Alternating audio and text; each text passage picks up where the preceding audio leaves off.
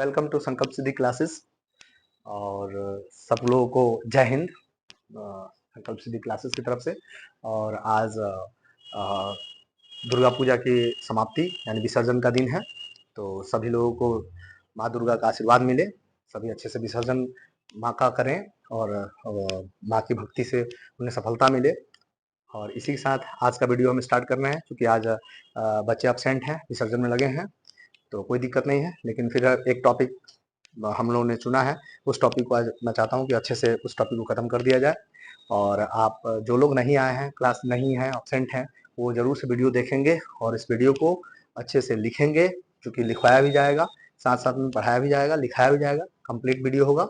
1857 की क्रांति जो है एक चैप्टर है, उसी चैप्टर से रिलेटेड जो है आपको यह कंटेंट आपको मिलेंगे आज। तो इस वीडियो में आप बने रहेंगे हमारे साथ। क्रांति एक परिचय,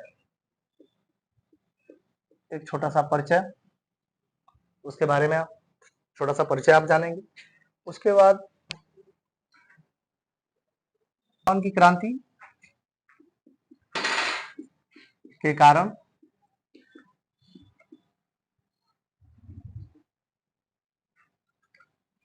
ठीक है। फिर 1857 की क्रांति के परिणाम,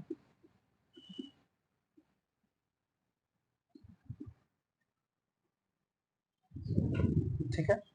और परिचय में आप उसके स्वरूप को भी देख लेंगे, यानी कि 1857 की क्रांति का स्वरूप,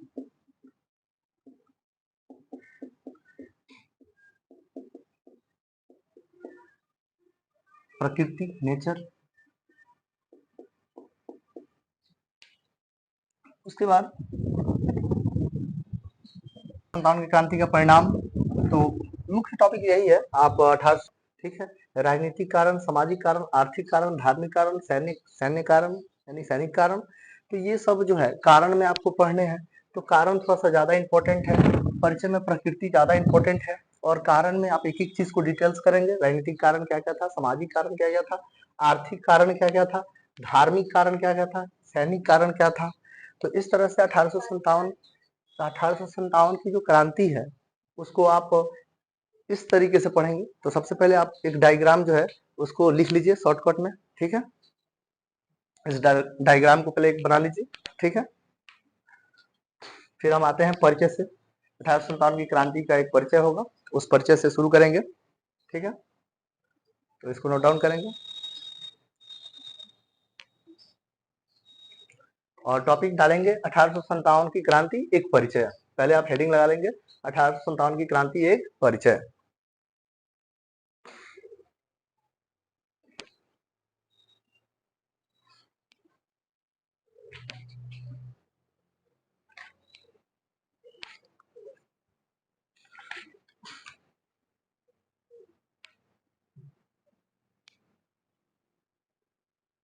इसको जैसे है वैसे, मतलब आप थोड़ा सा इसको क्लीन लिखिएगा नोट्स बनाते वक्त। वैसे पीडीएफ भी तो मिल ही जाएगा, लेकिन फिर भी आप प्रयास कीजिएगा इसको रफली लिख लेने के लिए।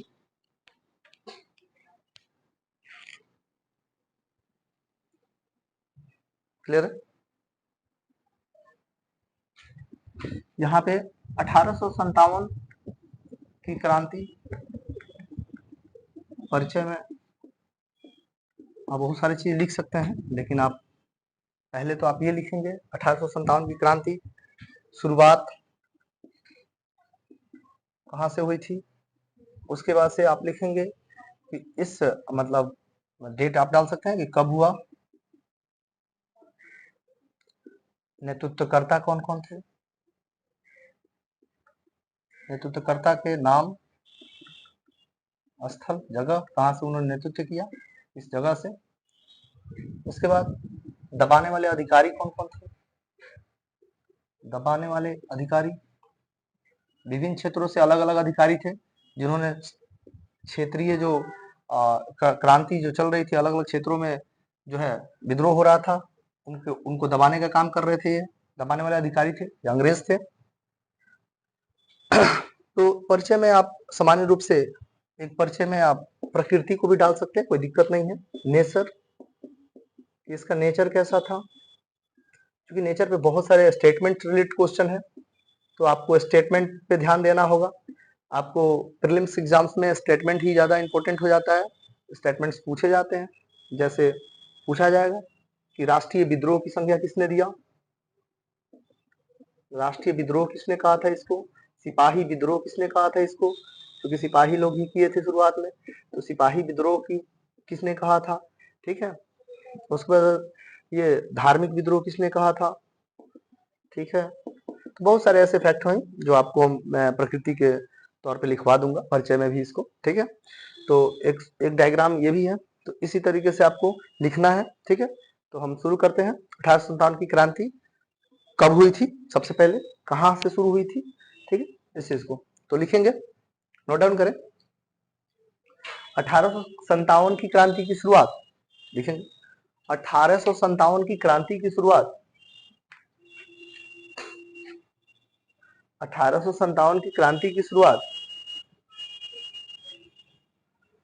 1857 की क्रांति की शुरुआत 10 मई 1857 को, 10 मई 1857 ईस्वी को मेरठ से हुई थी, मेरठ से हुई थी। कहां से हुई थी 1857 क्रांति की शुरुआत, मेरठ से हुई थी। तो मेरठ कहाँ का जगह है अभी वर्तमान में, उत्तर प्रदेश, मेरठ उत्तर प्रदेश का है। तो मेरठ से हुआ था इसकी शुरुआत। उसके बाद लिखिएगा, डेट भी लिख लीजिएगा, 10 मई 1857, ये इंपॉर्टेंट है, आपसे एग्जाम में पूछता है कि 1857 की क्रांति की शुरुआत कब हुई थी, तो कभी कभी डेट 10 मई 1857 ये मालूम होना चाहिए, ठीक है। लिखिएगा, जब 1857 की क्रांति की शुरुआत हुई, लिखेंगे जब 1857 की क्रांति की शुरुआत हुई उस समय, जब 1857 की क्रांति की शुरुआत हुई उस समय, जब 1857 की क्रांति की शुरुआत हुई उस समय ब्रिटेन का प्रधानमंत्री, उस समय शुरुआत, आप ऐसे भी शॉर्टकट में लिख सकते हैं 1857 की क्रांति की शुरुआत के समय, ठीक है। ब्रिटेन के प्रधानमंत्री लॉर्ड पामस्टन थे, लॉर्ड पामस्टन नाम याद रहेगा, लॉर्ड लॉर्ड पामस्टन, ये ब्रिटेन के प्रधानमंत्री थे, ब्रिटिश ब्रिटिश प्रधानमंत्री कौन थे, लॉर्ड पामस्टन थे। अब ये भी जानना जरूरी है कि उस समय जो था, उस समय इंग्लैंड की महारानी कौन थी, तो लिखिएगा उस समय, मतलब 1857 की क्रांति की शुरुआत के समय या 1857 की क्रांति के समय इंग्लैंड की महारानी, इंग्लैंड की महारानी, इंग्लैंड की महारानी विक्टोरिया थी, इंग्लैंड की महारानी विक्टोरिया थी।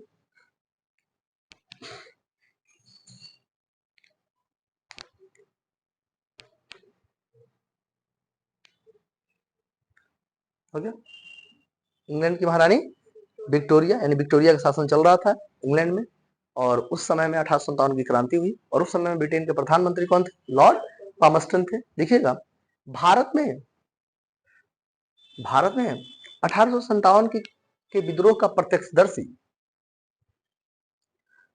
भारत में 1857 के विद्रोह का प्रत्यक्षदर्शी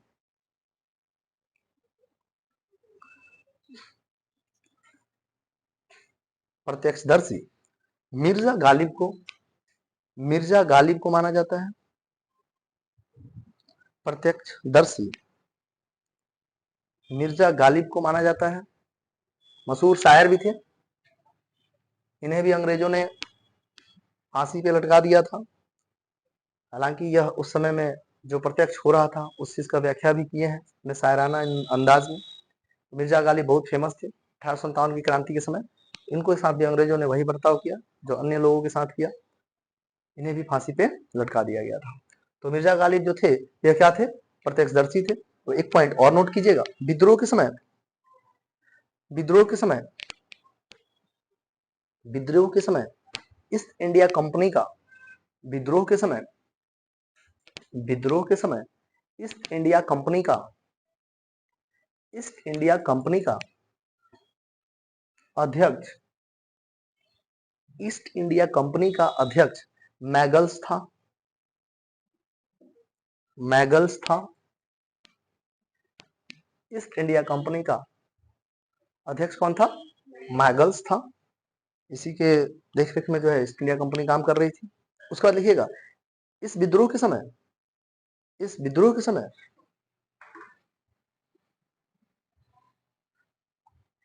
इस विद्रोह के समय दिल्ली शस्त्रागार का प्रमुख, इस विद्रोह के समय दिल्ली शस्त्रागार का प्रमुख, इस विद्रोह के समय दिल्ली शस्त्रागार का प्रमुख बिलोबी था। बिलोबी, बिलोबी था।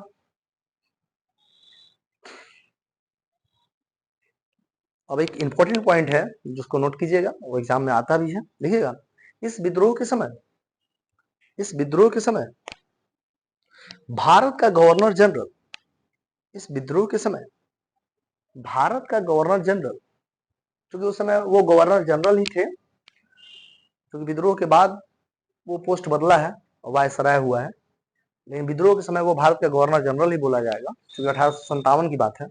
तो इसलिए विद्रोह के समय भारत का गवर्नर जनरल कौन थे? लॉर्ड कैनिंग थे। लॉर्ड कैनिंग थे। विद्रोह के समय भारत का गवर्नर जनरल लॉर्ड कैनिंग थे। और लिखिएगा उसी में, विद्रोह के समय ब्रिटिश कंपनी का, यानी ईस्ट इंडिया कंपनी का सेनापति, ब्रिटिश ईस्ट इंडिया कंपनी के सेनापति, ब्रिटिश ईस्ट इंडिया कंपनी के सेनापति, और विद्रोह के समय ब्रिटिश ईस्ट इंडिया कंपनी के सेनापति, ब्रिटिश ईस्ट इंडिया कंपनी के सेनापति जॉर्ज एनिसन थे। जॉर्ज एनिसन थे। जॉर्ज एनिसन थे। ये क्या थे? ब्रिटिश ईस्ट इंडिया कंपनी के सेनापति थे, यानी कि पूरा सेना का कमांडर, ठीक है। सेनापति कौन थे? जॉर्ज एनिसन थे। लिखिएगा एक और इंपॉर्टेंट पॉइंट, मैंने एक दो इंपॉर्टेंट पॉइंट आपको बताया है इसमें, उसमें थोड़ा सा ज्यादा गौर करना है, बाकी सब चीजें कमोबेश आ सकती है। एग्जाम्स का पैटर्न थोड़ा बहुत चेंज होता है, तो कभी कभी आपको एक बारगी से अच्छे क्वेश्चंस भी मिल जाते हैं, मतलब अच्छे क्वेश्चन मतलब उनको कहा जाता है जो बुक्स में है। जैसे मैंने आपको जॉर्ज एनिसन का नाम लिखवाया है, ये सब जगह आपको नहीं मिलेगा।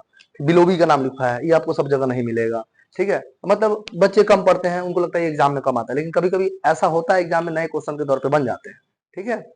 तो इसलिए जो ज्यादा इंपॉर्टेंट है, जो ज्यादा बार एग्जाम में पूछा हुआ है, वो क्वेश्चन पे आपको थोड़ा ज्यादा फोकस करना है इसके साथ भी, ठीक है।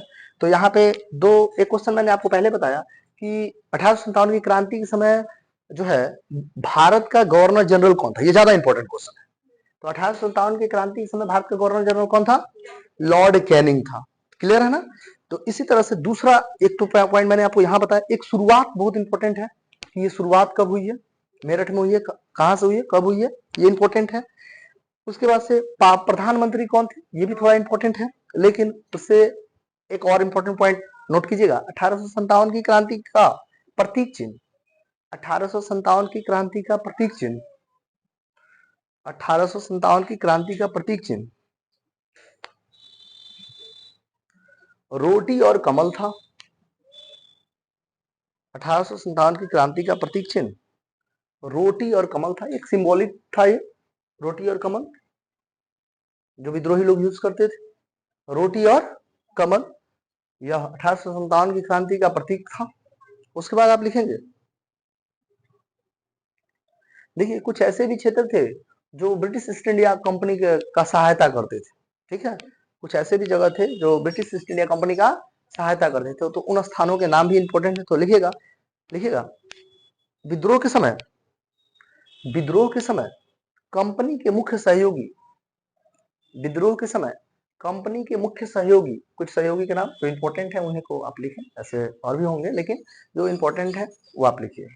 लिखिएगा, विद्रोह के समय कंपनी के मुख्य सहयोगी राज्य, मुख्य सहयोगी राज्य, मुख्य सहयोगी राज्य, एक नंबर लिखिएगा जिंद, एक नंबर लिखिएगा जिंद। जिंद, जिंद जो है वो कहाँ है? हरियाणा में। लिखिएगा जिंद कहाँ है?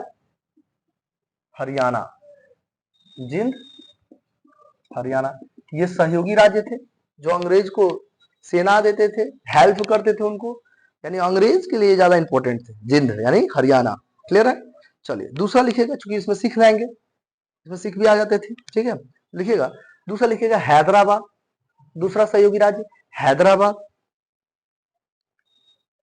और तीसरा लिखिएगा ग्वालियर।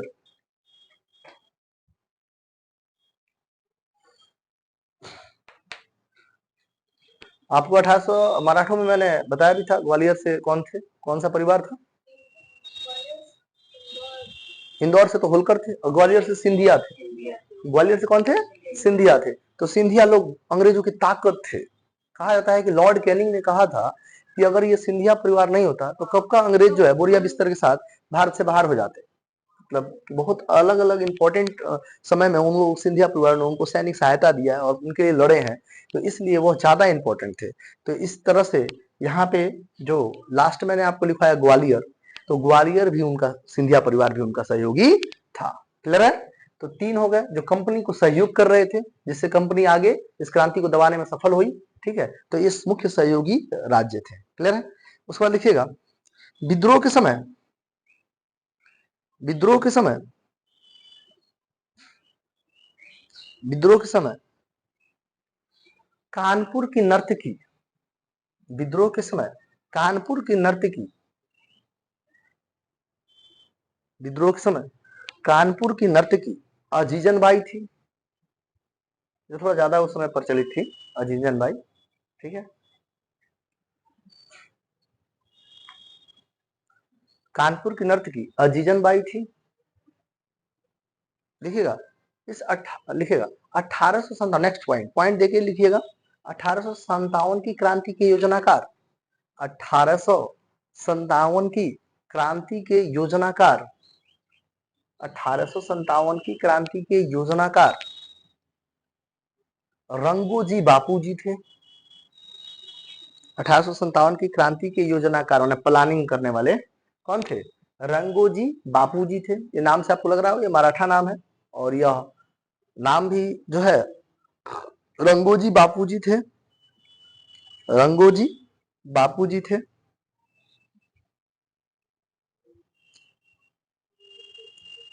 योजनाकार रंगोजी बापूजी थे, परंतु इनके द्वारा बनाई गई योजना, इनके द्वारा बनाई गई योजना, इनके द्वारा बनाई गई योजना,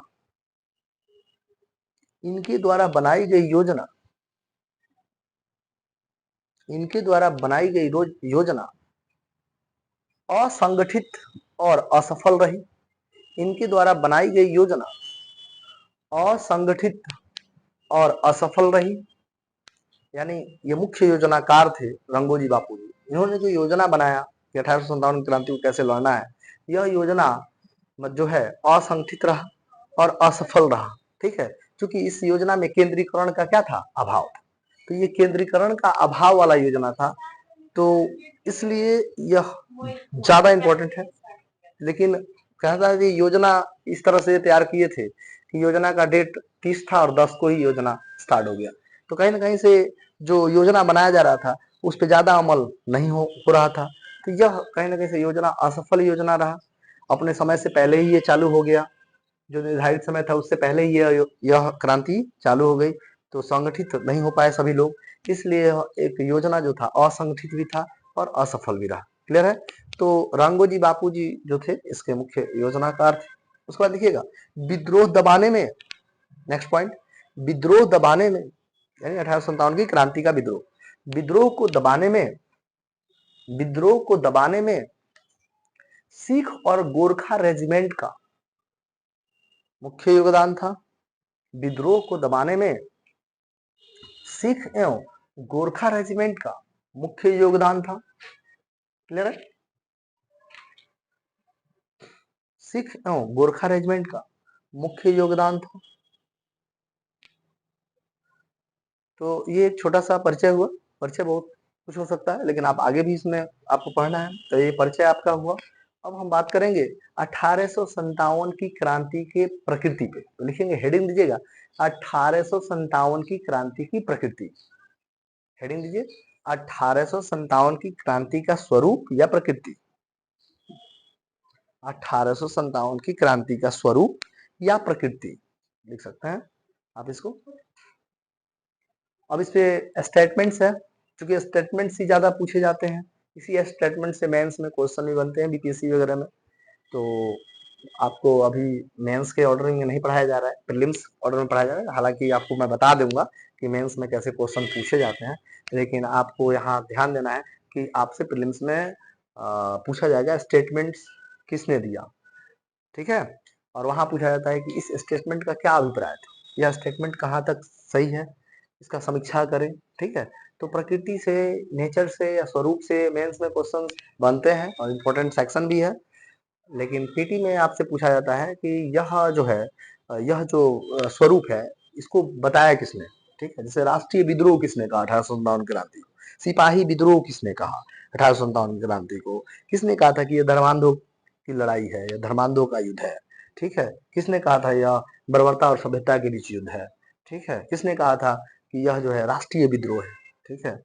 किसने कहा कि यह धार्मिक विद्रोह है। तो इस तरह के बहुत सारे प्रकृति आते हैं, उस नेचर को आपको लिखना है और कौन कौन व्यक्ति इसके बारे में क्या क्या बोले हैं, यह स्टेटमेंट रिलेटेड क्वेश्चन आपके एग्जाम में पूछे जाते हैं। तो नोट कीजिएगा, पहला पॉइंट लिखिएगा, पहला पॉइंट लिखिएगा, और स्टैनले ने, और स्टैनले ने, पॉइंट देख लिखिए, पॉइंट देखिए, कोई दिक्कत नहीं है, लिखिए पॉइंट देखिए।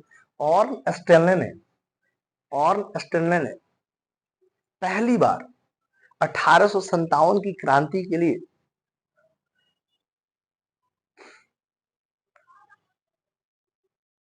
और स्टेनले ने पहली बार 1857 की क्रांति को, ऐसे लिखेगा, 1857 की क्रांति को, 1857 की क्रांति को सिपाही विद्रोह की संज्ञा दी, सिपाही विद्रोह की संज्ञा दी, सिपाही विद्रोह की संज्ञा दी। किसकी संज्ञा दी? सिपाही विद्रोह की संज्ञा दी। देखिए सिपाही विद्रोह कहना इसलिए अर्नेस्ट स्टेनले ने ज्यादा महत्वपूर्ण समझा, क्योंकि विद्रोह करने वाले व्यक्ति पहले कौन थे? सिपाही थे। क्योंकि सबसे पहले चर्बी वाले कारतूस का विद्रोह सिपाही समूह के द्वारा, यानी 19वीं इन्फेंट्री के द्वारा ही किया गया था।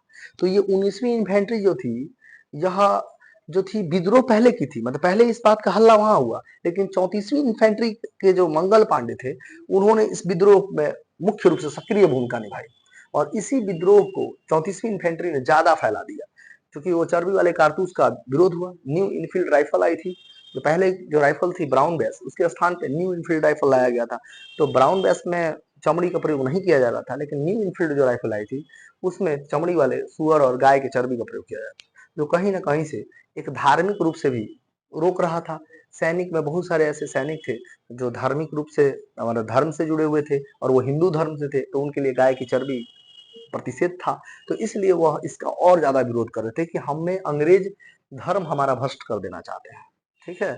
तो इसलिए इसका विरोध और जोर तोर से हुआ, क्योंकि मंगल पांडे नाम से ही लग रहा है वह एक ब्राह्मण परिवार से थे, और एक ब्राह्मण के लिए सुअर की चर्बी या गाय की चर्बी दांत से खींचना और उस कारतूस का प्रयोग करना कहीं ना कहीं से उचित नहीं दिख रहा था। तो उन्होंने डायरेक्ट विद्रोह किया और इस विद्रोह में जो है 2 अंग्रेज अधिकारी मारे भी गए। तो इस तरह से यह विद्रोह सैनिकों के द्वारा किया गया विद्रोह मान लिया गया, इसीलिए इसको सिपाही विद्रोह का संज्ञा दी गई। सिपाही सब इसको स्टार्ट किया है। तो और स्टेनले ने भी पहली बार बोला इसको, इस विद्रोह को क्या बोला? सिपाही विद्रोह की संज्ञा दी। क्लियर है? और लोगों ने भी सिपाही विद्रोह कहा है, तो अन्य लोगों के भी नाम लिख लीजिए, लिखिएगा। अन्य लोगों में, अन्य लोगों में, अन्य लोगों में सीले, सीले, अन्य लोगों में, अन्य लोगों मतलब अधिकारी थे, अंग्रेज अधिकारी, अन्य अधिकारी लोगों में सीले, लॉरेंस, सीले, लॉरेंस, मालसन, मालसन कॉमा दे के लिखिए, सब अधिकारी के नाम है, सीले, लॉरेंस, मालसन और काय, और काय ने भी 1857 की क्रांति को सिपाही विद्रोह कहा, ने भी 1857 की क्रांति को सिपाही विद्रोह कहा।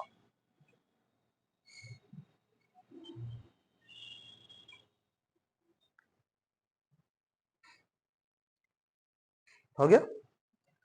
उसके बाद लिखिएगा पॉइंट दे देके लिखिएगा, क्योंकि प्रकृति में क्या है ना कि सिपाही विद्रोह करने वाले लोग अब खत्म हो गए। मान लीजिए सिपाही विद्रोह जो कर रहा है, और स्टेनले कर रहा है, फिर सीले कर रहा है, फिर माल्सन कर रहा है, फिर काय कर रहा है, ठीक है, लॉरेंस कह रहा है, तो ये हो गया सिपाही विद्रोह करने वाला। तो एक सिपाही विद्रोह कौन कौन बोला है इसको, इसका एक आप कॉलम बना लेंगे, फलना फलना आदमी जो इसको सिपाही विद्रोह बोले हैं। क्लियर है। अब दूसरा टॉपिक, दूसरा पॉइंट लिखिए उसी में, रिच के अनुसार उनका पूरा नाम LIR रिच है, मतलब आप आई रिच भी लिख सकते हैं, शॉर्टकट में रिच ही लिखा जाता है, आई रिच लिखा जाता है, लेकिन ऐसे भी पूरा बड़ा सा नाम है, इसलिए LIR रिच। उनका पूरा नाम आप लिखना चाहे तो LER रिच, ठीक है, LER आप रिच ही लिखे, रिच सही है, आई रिच भी बोलेंगे तो कोई दिक्कत नहीं है। तो रिच के अनुसार लिखिएगा, रिच के अनुसार, रिच के अनुसार 1857 की क्रांति एक धार्मिक विद्रोह था। रिच के अनुसार 1857 की क्रांति एक धार्मिक विद्रोह था। रिच के अनुसार 1857 की क्रांति एक धार्मिक विद्रोह था। इसको लाइव भी किया जा सकता है, इसको लाइव भी किया जा सकता है। तो आई रिच क्या बोले हैं इसको, धार्मिक विद्रोह की संज्ञा दी। उसके बाद लिखिए धार्मिक विद्रोह, मैंने आपको बताया है कि सुअर और चर्बी का प्रयोग किया जा रहा था, गाय की चर्बी का, तो ये धर्म भ्रष्ट करने वाला बात था, ठीक है। कुछ मामलों में मतलब बटालियन को जो है, जैसे आप पढ़ेंगे 47वीं रेजिमेंट जो थी उसको बर्मा भेजा जा रहा था, तो 47वीं रेजिमेंट ने बर्मा जाने से इनकार कर दिया था, क्योंकि उनको ऐसा माना जाता था कि हम समुद्र लांघेंगे तो हमारा धर्म भ्रष्ट हो जाएगा, ऐसा मान्यता था हमारे हिंदू पौराणिकों के अनुसार। तो इस तरह से लोग जाना नहीं चाहते थे और ये भेज रहे थे जबरदस्ती वहां, तो इसलिए ये भी लोग मानते थे कि सैनिक लोग को ही ना भेजना था, और सैनिक इसका विरोध कर रहे थे। तो इनके अनुसार 2-3 कंडीशन बनते हैं सैनिक मतलब इसको धार्मिक विद्रोह करने का, एक तो चर्बी वाले कारतूस का प्रयोग, उसके बाद से दूसरा हाँ समुद्र लांघना। तो इस तरह के जो है, मान लीजिए कि अब कोई मुस्लिम है तो दाढ़ी नहीं रखेगा, कोई हिंदू है तो वो पगड़ी नहीं रखेगा, तो इस तरह से बहुत सारे ऐसे रीजन थे जो कहीं ना कहीं से धर्म को ठेस पहुंचा रहे थे, तो इसलिए इसको धार्मिक विद्रोह का संज्ञा दी। इस सिपाही विद्रोह को यानी सॉरी इस 1857 की क्रांति को का कारण उन्होंने धार्मिक विद्रोह बता दिया, ये धार्मिक विद्रोह था, क्योंकि धर्म को ये लोग प्रभावित कर रहे थे अंग्रेज अपने व्यवस्था से, और उसमें हिंदुओं का धर्म जो है वो ज्यादा प्रभावित हो रहा था, इस वजह से अन्य वर्गों के भी धर्म प्रभावित हो रहे थे, तो इसलिए उन्होंने इसको धार्मिक विद्रोह का संज्ञा दे दिया। क्लियर है। चलिए नेक्स्ट पॉइंट लिखिएगा, चौथा लिखिए, आउट्रम एवं टेलर के अनुसार, आउट्रम एवं टेलर के अनुसार, आउट्रम एवं टेलर के अनुसार, आउट्रम एवं टेलर के अनुसार, आउट्रम एवं टेलर के अनुसार यह हिंदू मुस्लिम षड्यंत्र, आउट्रम एवं टेलर के अनुसार यह हिंदू मुस्लिम षड्यंत्र का परिणाम था। आउट्रम एवं टेलर के अनुसार यह हिंदू मुस्लिम षड्यंत्र का परिणाम था।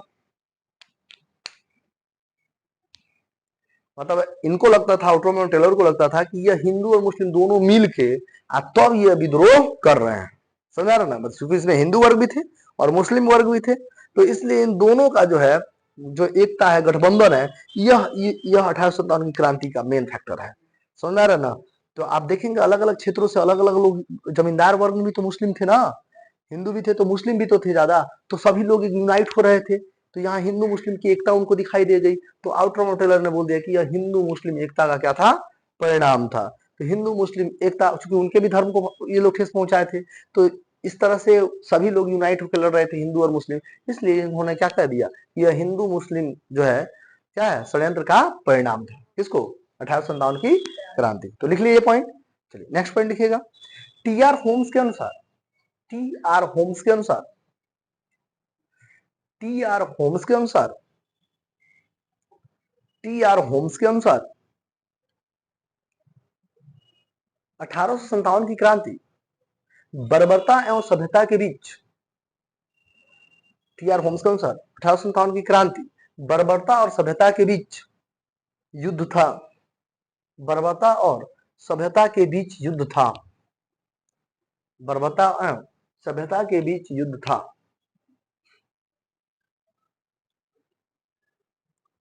नेक्स्ट पॉइंट लिखिएगा,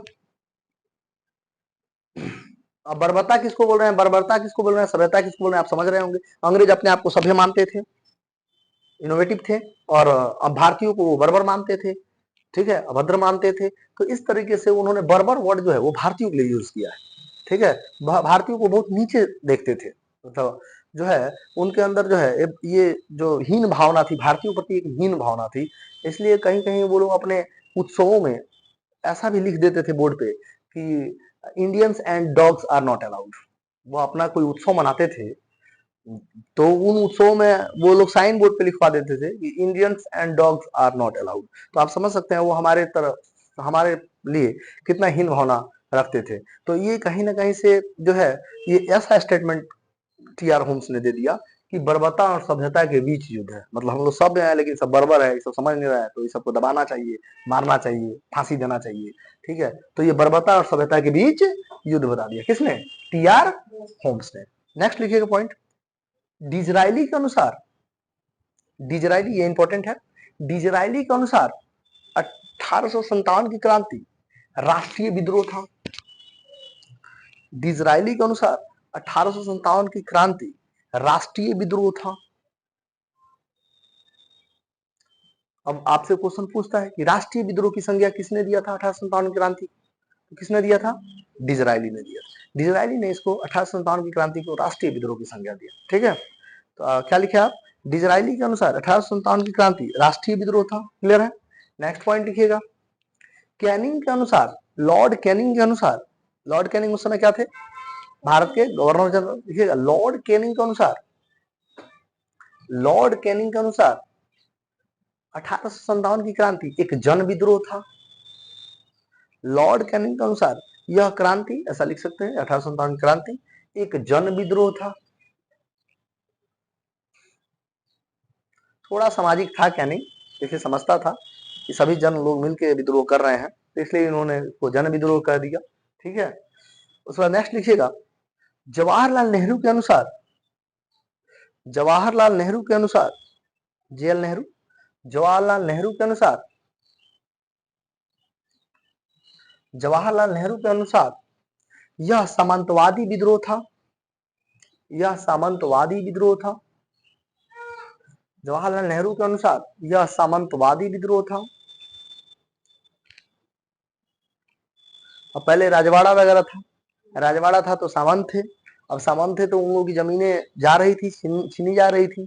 अब उन लोगों को ऐसा लगता था कि कहीं ना कहीं से मतलब सामंतों का इसमें नुकसान हो रहा है अंग्रेजों के द्वारा।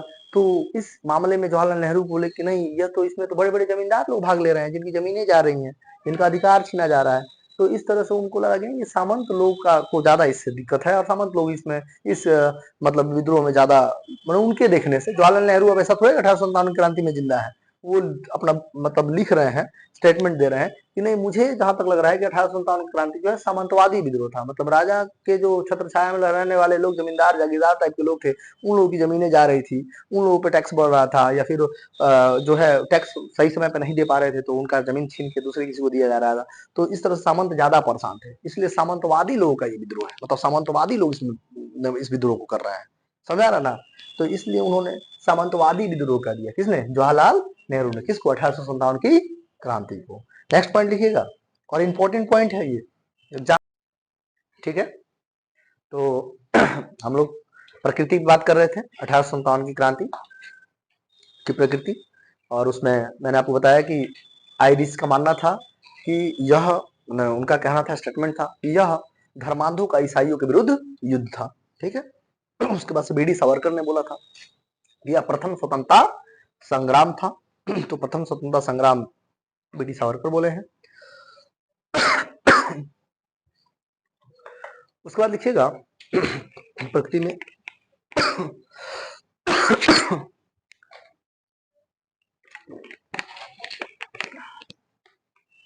लिखिएगा, नेक्स्ट पॉइंट लिखिएगा, यह ना तो राष्ट्रीय, यह ना तो राष्ट्रीय, ये भी इंपॉर्टेंट पॉइंट है, तो दिमाग में रख लीजिए, जो इंपॉर्टेंट बोल रहे हैं उसको आप फिर से वीडियो में देख लीजिएगा, कहाँ कहाँ इंपॉर्टेंट हम बोले हैं, तो थोड़ा सा वहां पे ज्यादा गौर करने की जरूरत है, ठीक है। वो एग्जाम का विषय वस्तु है, तो मोर देन टाइम पूछा है। यह ना तो राष्ट्रीय, ना तो प्रथम, यह ना तो राष्ट्रीय, ना तो प्रथम, और न ही स्वतंत्रता संग्राम था, और न ही स्वतंत्रता संग्राम था, और न ही स्वतंत्रता संग्राम था। यह कथन आरसी मजूमदार ने दिया, यह कथन आरसी मजूमदार ने दिया था। तो प्रकृति में एक आरसी मजूमदार भी है, उन्होंने भी बताया कि यह जो है, आरसी मजूमदार ने बताया कि ना तो राष्ट्रीय हमको दिख रहा है, ना तो प्रथम दिख रहा है ठीक है, ना प्रथम स्वतंत्रता संग्राम दिख रहा है। तो यह जो है क्या लिखे आप, ना तो राष्ट्रीय, ना तो प्रथम, और ना ही स्वतंत्रता संग्राम दिख रहा है। क्योंकि स्वतंत्रता संग्राम उनको लग रहा है, स्वतंत्रता संग्राम होगा तो सब लोग अंग्रेज को हटाने के लिए, भगाने के लिए सोचेंगे। सब लोग अपने अधिकार की सोच रहे हैं, अलग अलग क्षेत्रों में अलग अलग जमींदार वर्ग के लोग हैं, वो अलग अलग अपना अधिकार मांग रहे हैं। यूनिटी नहीं है, केंद्रीकरण नहीं है, एक नेता नहीं है कोई। तो इसलिए कहीं ना कहीं से उनको ना ये राष्ट्रीय दिख रहा था, क्योंकि राष्ट्रीय का मतलब हो गया कि पूरे राष्ट्र एक मंच पे आके उस चीज को की मांग रखे, तो उसको राष्ट्रीय कहा जाएगा। राष्ट्रीय भावना का मतलब केवल अपने अपने हक की बात नहीं हुई, इसमें सामूहिक हक आ जाना चाहिए, सामूहिक अधिकार आना चाहिए, समूह का बात होना चाहिए। लेकिन यहाँ अलग अलग क्षेत्रों में अलग अलग लोग अलग अलग समय में जो है अपने अपने अधिकार के लिए लड़ रहे थे। जिनकी जमीन चली गई थी, जमींदार अपने जमींदार जमीन के लिए लड़ रहा था। तो कहीं ना कहीं से संगठित नहीं था, केंद्रीकृत नहीं था, एक नेता नहीं था। इस अगर ऐसा कहना मतलब अतिशयोक्ति होगा कि कह दिया जाए कि 1857 के क्रांति का मतलब एक नेता ये थे, मतलब स्पेशल कोई एक नेता नहीं था। तो केंद्रीकरण का अभाव था, इसलिए अंग्रेज अलग अलग क्षेत्रों में अलग अलग समय में जाके इस विद्रोह को दबाने में सफलता हासिल कर लिए। ठीक है, तो सफलता हासिल करने में जो है 1857 की क्रांति जो है असफल होने के कारण ये भी था कि विद्रोह को दबाने में अंग्रेजों को ज्यादा मुश्किल नहीं आई। अलग अलग क्षेत्रों में अलग अलग लोग रिवोल्ट कर रहे थे, वहां जाके वो आराम से सैनिक शक्ति के द्वारा दबा दिया जाता था। ठीक है, तो इसलिए आरसी मजूमदार को लगा होगा कि ना तो ये राष्ट्रीय हमको दिख रहा है, ना तो ये प्रथम दिख रहा है, क्योंकि इससे पहले भी तो जनजातीय विद्रोह हो चुका है, इससे पहले भी तो तिलक पगड़ी के लिए जो है विद्रोह हो चुका है कि नहीं। तो इस तरह से तिलक पगड़ी का विद्रोह भी 1806 में वेल्लोर में हुआ था। तो तो इनको इस हिसाब से दिख रहा है कि ना ये हमको राष्ट्रीय दिख रहा है, ना प्रथम दिख रहा है, ना ही स्वतंत्रता संग्राम दिख रहा है, क्योंकि हम भारत को आजाद कराने के लिए थोड़ी लड़ रहे हैं। हम अब एक क्षेत्र में एक सीमित जो जमींदार है, जमीन है, मान लो किसी का 1000 बीघा जमीन है, किसी का 500 बीघा जमीन है, और जमींदार है वो अपने जमीन को चाहता है कि भाई हमको टैक्स कम देना पड़े या ना देना पड़े या कम देना पड़े। तो इसलिए अपना अधिकार के लिए लड़ रहा है। उसका जमीन छीन के दूसरे नवीन जमींदारों को दिया जा रहा है। तो पुराने जमींदार क्या हो रहे हैं, असंतुष्ट हो रहे हैं। नवीन जमींदार को तो फायदा है, वो अंग्रेजों के साथ ही रहेंगे क्योंकि उनको न्याय तो मिल रहा है। और पुराने जमींदार भाई अपना ये प्रतिष्ठा बना लिए कि भाई मेरा जमीन दूसरे किसी को दे रहे हैं, तो ये प्रतिष्ठा का विषय। आज भी हमारा जमीन कोई दूसरा कोई ले ले, अगर हम 50 साल से बिना रजिस्ट्रियों को रोप रहे हैं, बो रहे हैं, कोई आके ले ले, हम नहीं जानते हैं कि ये रजिस्ट्री है कि नहीं, तो वो हम किसी को देने में सक्षम नहीं हो पाते हैं। दे पाते हैं, नहीं दे पाते हैं। तो सोचिए जमींदार का उतना साल से उसका डीएनए रोप रहा होगा, और उस जमीन को अगर किसी दूसरे नवीन जमींदार को दिया जाएगा तो उसका इज्जत प्रतिष्ठा जाएगा कि नहीं जाएगा। तो इसलिए वो प्रतिष्ठा का विषय हो गया था। इस प्रतिष्ठा के विषय में भी बिहार से कौन थे, कुंवर सिंह थे।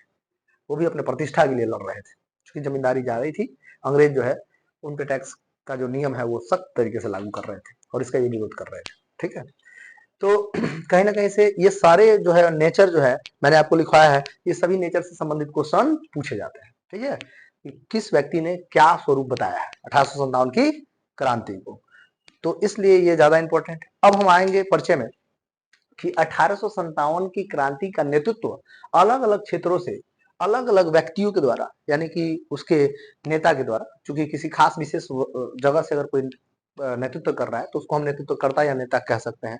तो कौन कौन लोग थे जो अलग अलग क्षेत्रों से इस 1857 की क्रांति का नेतृत्व कर रहे थे। तो ये इंपॉर्टेंट सेगमेंट है 1857 की क्रांति का, तो इसको भी ध्यान में रखते हुए आप इस चीज को पहले परिचय में इस चीज को भी जान लें। तो इसको आप लिख ले तो बेहतर रहेगा, और लिखते चलेंगे समझते भी चलेंगे थोड़ा सा। तो लिखिएगा 1857 की क्रांति, 1857 की क्रांति के प्रमुख केंद्र, 1800 हेडिंग दीजिएगा, 1857 की क्रांति के प्रमुख केंद्र एवं उसके नेतृत्वकर्ता। 1857 की क्रांति के प्रमुख केंद्र एवं उसके नेतृत्वकर्ता। ठीक है,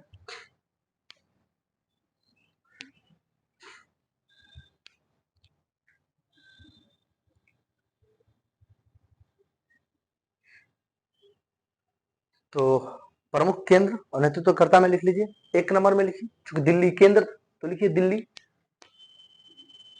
दिल्ली। तो दिल्ली में लिखिएगा बख्त सिंह। कौन के थे नेतृत्व? सेना कमांडर कौन थे? बख्त सिंह। बख्त सिंह सेना कमांडर थे, सेना नायक थे। हालांकि अगर आप उनको ऐसे देखेंगे कि उसके नेतृत्वकर्ता कौन थे, तो कौन हो जाएंगे? दिल्ली से बहादुर शाह जफर हो जाएंगे, मुगल अंतिम मुगल शासक। तो अंतिम मुगल शासक आप पोस्ट में लिख लेंगे बहादुर शाह जफर, या बहादुर शाह द्वितीय भी लिख सकते हैं, ठीक है। उनको जफर भी कहा जाता था। तो लेकिन सेना मेन कमांडो कौन थे? बख्त खां। क्योंकि बहादुर शाह प्रथम उतना एक्टिव नहीं थे जितना बख्त खां ज्यादा एक्टिव थे, तो सेना नायक के रूप में बख्त खां का थोड़ा ज्यादा ही नाम आ जाता है। लेकिन अब चूंकि मुगल सेना मुगल एम्पायर थे, इसलिए इनका नाम जरूरी है। तो नेतृत्वकर्ता में आप पहले मुगल शासक का नाम रख लें, बहादुर शाह जफर या द्वितीय, और उनके सेना नायक बख्त खां, ठीक है। तो दिल्ली से ये लोग नेतृत्व कर रहे थे, यानी 1857 की क्रांति का विद्रोह का नेतृत्व करने वाले व्यक्ति में बहादुर शाह जफर या बख्त खां, ठीक है। दूसरा लिखिएगा मेरठ। मेरठ मेरठ से 1857 की क्रांति का नेतृत्व कौन करते? तो मेरठ के सामने लिखिए कदम सिंह। मेरठ के सामने लिखिएगा कदम सिंह, क्योंकि यहीं से ये क्रांति शुरू हुई थी 10 मई 1857 को, तो इसलिए ये मेरठ भी केंद्र था एक 1857 की क्रांति का। तो इसके नेतृत्वकर्ता वहां से कौन थे? कदम सिंह थे। उसके बाद तीसरा लिखिएगा कानपुर, जो मुख्य केंद्र है उसको ही लिखना है। तीसरा लिखिए कानपुर। कानपुर, कानपुर से कौन थे? नाना साहब। नाना साहब, उनके सहयोगी कौन थे जी? तात्या टोपे। कानपुर से कौन थे? नाना साहब, और उनके सहयोगी तात्या टोपे, ठीक है। लिखिएगा कानपुर से नाना साहब। उसके बाद लिखिएगा अवध से। अवध इंपॉर्टेंट, अवध से ही पूछता है। अवध, जिसको हम अभी लखनऊ के नाम से जानते हैं। अवध से, अवध से कौन थे जी? बेगम हजरत महल। अवध से लिखिएगा बेगम हजरत महल। अवध से लिखिएगा बेगम हजरत महल।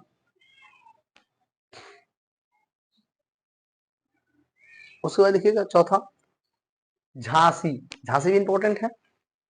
झांसी से तो सब लोग जानते होंगे, 1857 की क्रांति के नेतृत्व झांसी से कौन कर रही थी?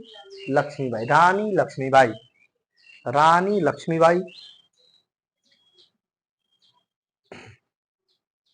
उसके बाद लिखिएगा बरेली से। उसके बाद लिखिए बरेली से। बरेली से लिखिए खान बहादुर खां। बरेली से लिखिएगा खान बहादुर खां। खान बहादुर खां। उसके बाद लिखिएगा इलाहाबाद से, ये भी इंपॉर्टेंट है। इलाहाबाद से, मैंने अभी तक जो भी ऊपर लिखा है वो इंपॉर्टेंट है, ठीक है, तो ज्यादा इंपॉर्टेंट है। इलाहाबाद। इलाहाबाद से लिखिएगा लियाकत अली। इलाहाबाद से कौन थे नेतृत्वकर्ता? लियाकत अली।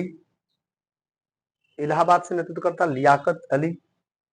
उसके बाद लिखिएगा फैजाबाद। फैजाबाद। फैजाबाद से लिखिएगा मौलवी अहमदुल्लाह। फैजाबाद से लिखिएगा मौलवी अहमदुल्लाह। उसके बाद से लिखिएगा जगदीशपुर, बिहार। पोस्ट में बिहार लिख लीजिएगा। जगदीशपुर पोस्ट में लिख लीजिएगा बिहार, क्योंकि जगदीशपुर वीर कुंवर सिंह का गांव है, धरती है। तो जगदीशपुर पोस्ट में लिखिए बिहार। नेतृत्वकर्ता लिख लीजिए वीर कुंवर सिंह या कुंवर सिंह, वीर लगाना जरूरी है, क्योंकि 80 साल की उम्र में जो व्यक्ति अपने हाथ से अपना हाथ काट सकता है, सच में वो वीर है। उन्होंने अंग्रेजों का विरोध करते हुए उन्हें एक गोली लग गई थी उनके बाजू में, तो उन्होंने अपना वो हाथ काट के, क्योंकि वो जहर फैल रहा था, तो उन्होंने अपना हाथ काट के गंगा में विसर्जित कर दिया था। तो ये बहुत, और वो भी उम्र 80 साल, ठीक है। तो समझ सकते हैं कि उनके अंदर कितना स्टेमिना था। इस तरह के काम के लिए तो स्टेमिना ही चाहिए अंदर, आत्मविश्वास चाहिए कि भाई हम आगे भी सरवाइव करेंगे, अंग्रेजों का सामना करेंगे। तो इसलिए वीर कुंवर सिंह नाम उचित है, वीर थे ही। अभी तक अपने लड़ाई में वो कभी हारे नहीं थे, लास्ट टाइम जब उनके साथ ये हादसा हुआ उसके बाद से ही अंग्रेज हावी हुए, नहीं तो कभी अपने युद्ध में अंग्रेजों को हमेशा उन्होंने माथी दिया है। ठीक है, देखिएगा नेक्स्ट पॉइंट, उसमें लिखिएगा मथुरा से, मथुरा से, मथुरा से कौन कर रहे थे नेतृत्व 1857 क्रांति का? तो राजा देवी सिंह, राजा, रानी नहीं लगाएंगे, अब देवी सिंह लगा देंगे तो पता चलेगा बहुत लोगों को कंफ्यूजन हो जाएगा, लड़की है कि लड़का है, तो राजा लगा देने पर कंफ्यूजन नहीं ना होगा, तो राजा देवी सिंह, क्लियर है, मथुरा से।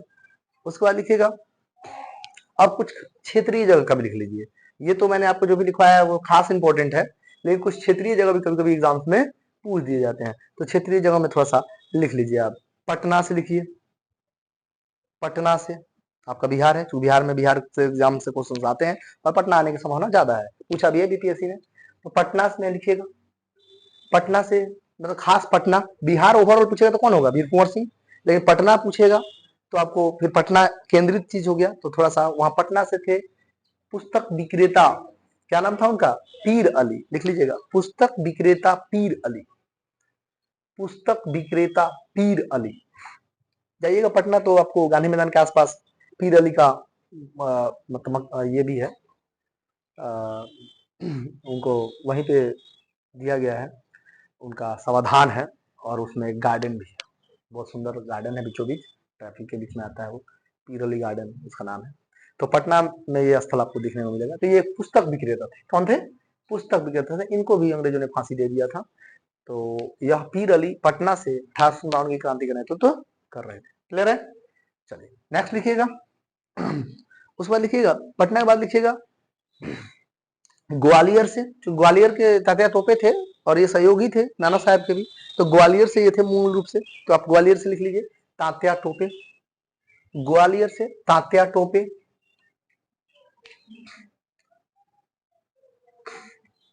उसके बाद से लिखिएगा रोहिणी देवघर से, रोहिणी देवघर से, कोष्ट में देवघर लिख लीजिएगा, रोहिणी लिख के कोष्ट में लिखिएगा देवघर। तो कहां तक लिखे थे आप, रोहिणी, रोहिणी देवघर से सलामत अली और करामत अली। उसके बाद लिखिए असम से, असम से,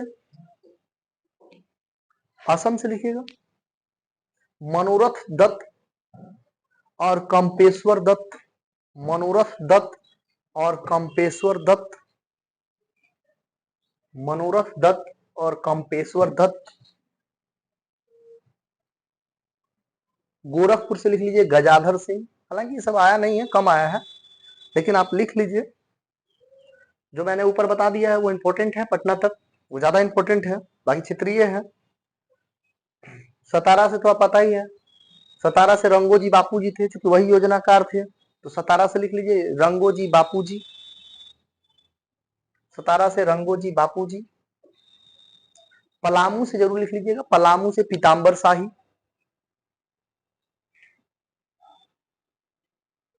पलामू से, पलामू झारखंड, पलामू से पीताम्बर शाही। उड़ीसा से लिख लीजिए, पलामू से पीताम्बर शाही, उड़ीसा से लिख लीजिए सुरेंद्र शाही और उज्जवल शाही, उड़ीसा से लिख लीजिए सुरेंद्र शाही और उज्जवल शाही, उड़ीसा से लिख लीजिए सुरेंद्र शाही और उज्जवल शाही।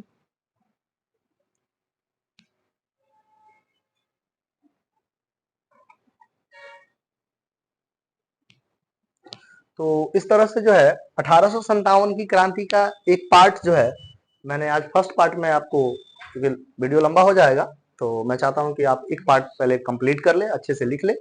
इसमें मैंने आपको बताया 1857 की क्रांति का एक परिचय, ठीक है, इस परिचय में आपको कुछ पॉइंट्स मैंने क्लियर कर दिए, फिर आपको 1857 की क्रांति का प्रकृति क्लियर किया, फिर कौन कौन से प्रमुख केंद्र हैं, उसके नेतृत्वकर्ता कौन है, ये हो गया। अब नेक्स्ट वीडियो में हम आएंगे प्रमुख जो केंद्र है, जो नेतृत्व करता है, प्रमुख जो अंग्रेज अधिकारी हैं और उनके द्वारा किन किन क्षेत्रों में, किस अंग्रेज अधिकारी द्वारा कौन कौन क्षेत्रों में जो है विद्रोह को दबाया गया, ठीक है।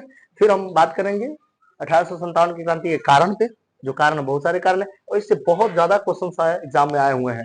ये बस आप यही मत देखिएगा 1857 की क्रांति आप पढ़ रहे हैं, ये कारण जब पढ़िएगा, राजनीतिक कारण, सामाजिक कारण, आर्थिक कारण, धार्मिक कारण, सैनिक कारण, इसमें बहुत सारे फैक्ट्स हैं जो एग्जाम ओरिएंटेड हैं।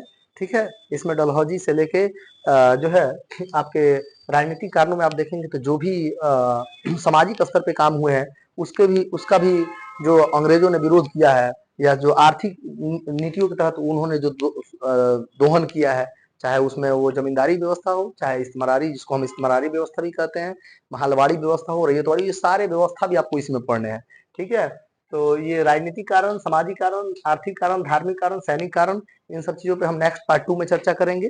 ठीक है, और पार्ट फर्स्ट में आपके जो है 1857 की क्रांति का एक परिचय हुआ आज, और कल हम वीडियो में आएंगे 1857 की क्रांति के कारणों की चर्चा करेंगे, और इसमें भी कुछ इंपॉर्टेंट फैक्ट्स जो है जो एग्जाम ओरिएंटेड है, जो बहुत बार एग्जाम में आते हैं, आपके पेपर में, आपके सेट में आते हैं, वो सब भी आपको लिखाते चलेंगे। ठीक है, तो जो भी लोग घर पे हैं, जो क्लास में आज नहीं आए हैं, वो मोस्टली इस वीडियो को जरूर से देखें और इसको नोट डाउन करें। एक टॉपिक है वो चलेगा, आपका क्लास में जो टॉपिक चल रहा है वो अलग है, ये टॉपिक आपको ऑनलाइन भी आपको मिल रहा है, और इसी तरह से हर टॉपिक वाइज हम ऐसे ही आगे बढ़ते जाएंगे। 1857 की क्रांति के बाद हम निम्न जातीय आंदोलन, किसान आंदोलन की बात करेंगे, ये टॉपिक पे चर्चा होगी। फिर उसके बाद सामाजिक और धार्मिक सुधार आंदोलन पे चर्चा करेंगे।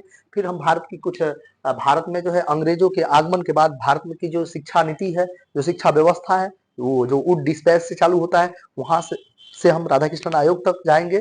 तो इनके बीच में आप जो भी हटोग समिति पढ़ेंगे, या हंटर आयोग पढ़ेंगे, हटोग समिति, सार्जेंट योजना, ये सब शिक्षा का इतिहास भी हम आपको पढ़ाएंगे। तो इस तरह से टॉपिक जो है क्लियर चलते रहेगा। तो आप कंटिन्यू वीडियो के साथ बने रहिए। जो लोग भी दरोगा की तैयारी कर रहे हैं, इसमें फॉर्म डाल रहे हैं, वो लोग इस वीडियो को जरूर से देखेंगे, क्योंकि उन्हीं को ध्यान में केंद्र में रख के ये किया जा रहा है। और बाकी ऑलमोस्ट एग्जाम में ये क्वेश्चन आएगा ही, यहाँ से क्वेश्चन आते ही हैं, तो इसलिए आप बने रहेंगे वीडियो के साथ।